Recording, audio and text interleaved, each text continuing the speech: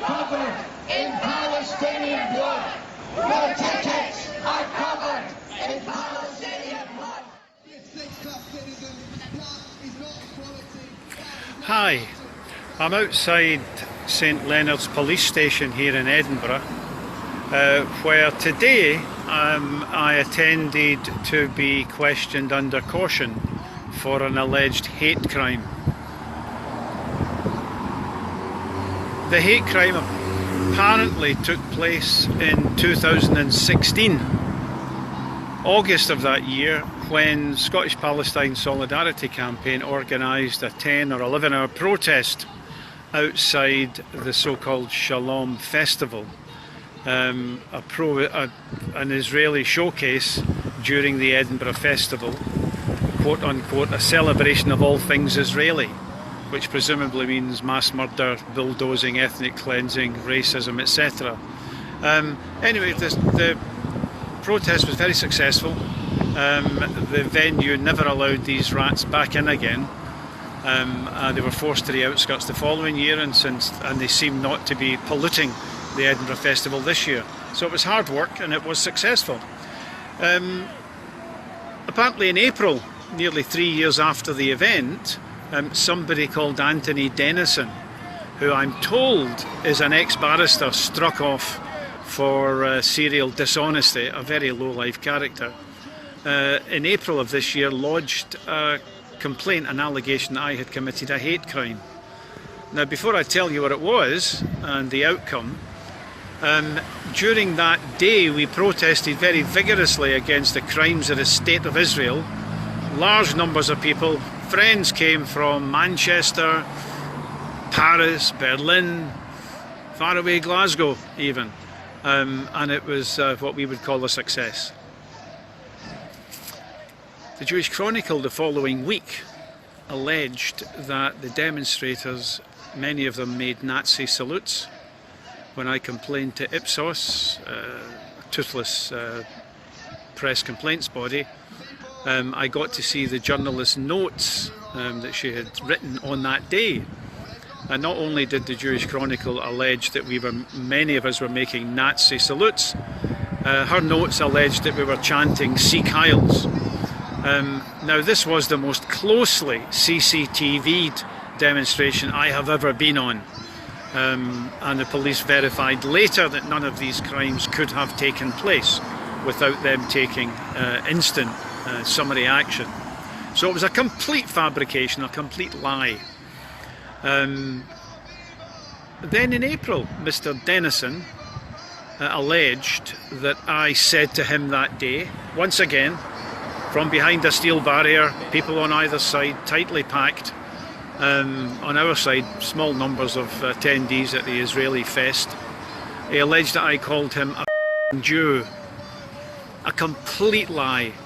It's difficult to tell from the cops, they're quite inscrutable, but from their body language, I don't think that they believed a word of it. But anyway, I answered questions under caution. And the matter, I believe, is to be is finished. I was told that Mr. Denison alleged that other people in his immediate vicinity heard this, but none of them has come forward. And it must be that they're afraid. Conspiracies are quite difficult. There were a lot of CCTV cameras, and to be cross-examined in court, their fate might have been to do some porridge for perjury. Be that as it may, this is now getting extremely tiresome.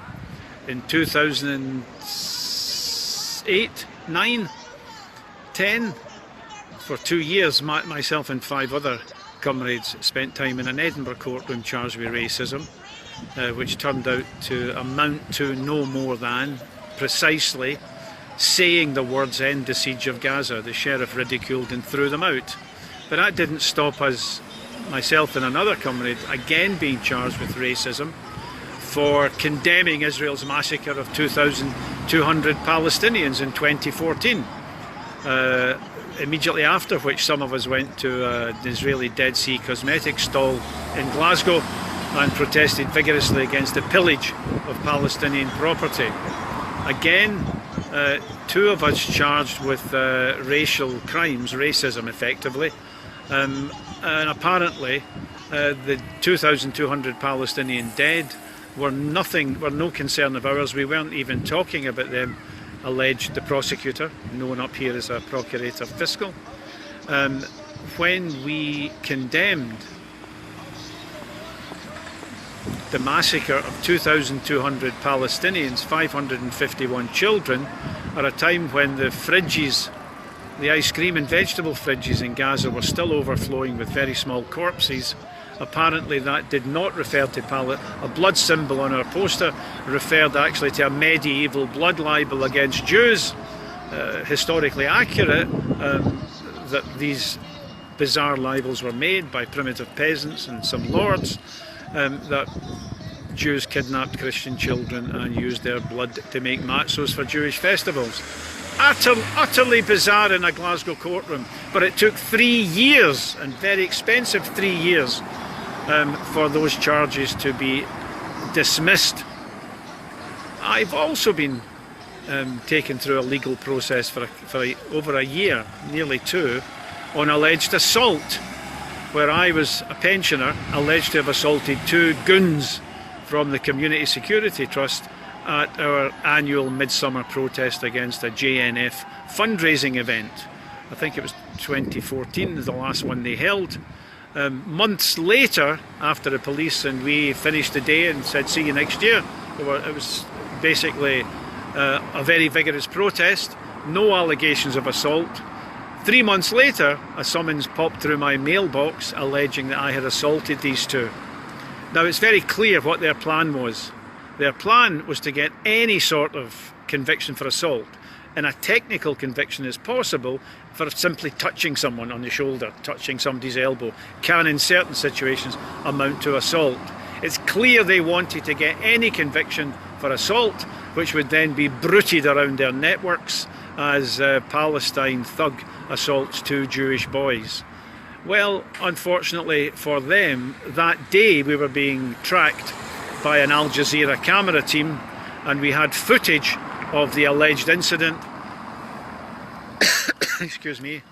The sheriff in Kilmarnock, Sheriff Court, said no crime had been committed, there was no assault, there was no case to answer. It wasn't that I was not guilty, the case should never have been brought, but it took well over a year for us to get that verdict. This is another example today. There are other examples I can give, by the way, of arresting, handcuffed, assault by the police, where they finally had to apologise after the local main newspaper here published in my support, and the ombudsman, the police ombudsman, found that I had been assaulted, had been maltreated, was completely innocent, and so on and so on. So this join up the dots. Today, a militant Zionist, a very low-life person, a man of proven dishonesty, alleges 3 years after an event that I said to him, in the midst of a large crowd, where police CCTV is following every move, he alleges that I said effing Jew to him. A complete lie. He's a rat. He's a man who tells lies and knows that he tells lies. But how many pro-Palestine activists from now on might be subjected to this complete fabrication? I'm really sorry he didn't find somebody else to mount a conspiracy with him. I'm really sorry this will never end up in court, because in court that rat would have been cross-examined and would have left in a very sorry state. Never do I need to say this to anybody. Never in my life have I uttered a racist expletive. Never have I said those words. Never have I even thought of saying those words. Zionists I despise as a villainous, mischievous political creed. Sorry, I had to cut somebody off there. But we have too many Jews on our side for any one of us to fall into the trap, the mistake, the stupidity of thinking the problem is Jews. May I remind you, our chair was a certain Marion Wolfson. She unfortunately passed away a few years ago. But Marion was once called by an Israeli daily newspaper, Davar, if my memory serves me right, the most dangerous anti-Zionist in Britain. Whether she deserved that accolade or not is another matter. But we have always been 4 square against anti-Semitism and 10 square in support of Palestinian struggles for freedom, their right to resist. Friends, this is getting disgusting. Much more high-profile people than me, Jeremy Corbyn, and it is time that Jeremy spoke up and called out this false anti-Semitism for what it is. Chris Williamson's been reviled, Jackie Walker, many other worthwhile comrades who've spent a whole life opposing racism have been dragged through the mud and accused of racism by people who are not fit to wipe their boots, who've been vicious advocates of war and the massacre of brown-skinned people in Iraq and Syria, and armourers of the killers of brown-skinned people in Palestine. So look, this is going to end up badly for the people who are making the allegations. It's not that truth always outs. The power of lies is immensely strong, but you know, they will break their teeth on those people who stand up to them, who stand for Palestinian freedom, who stand up to the snipers mowing down Palestinians demonstrating for their rights, who promote the United Nations Human Rights Council report that Israeli snipers killed Palestinian children knowing that they were children, quote unquote, killed journalists and medics knowing exactly who they were.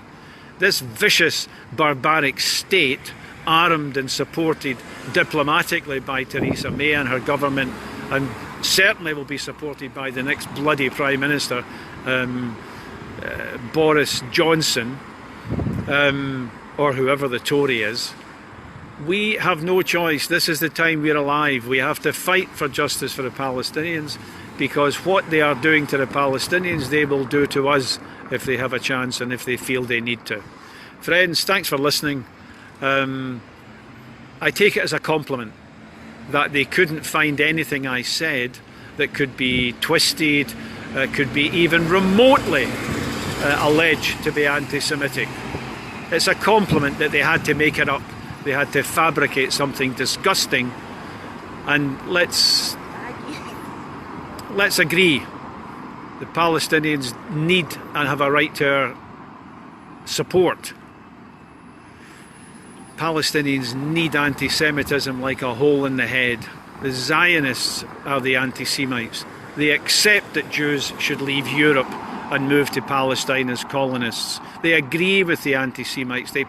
They work with them night and day. Donald Trump is a vicious racist, a man who edged close to the white supremacists in Charlottesville who were chanting, "The Jews will not replace us."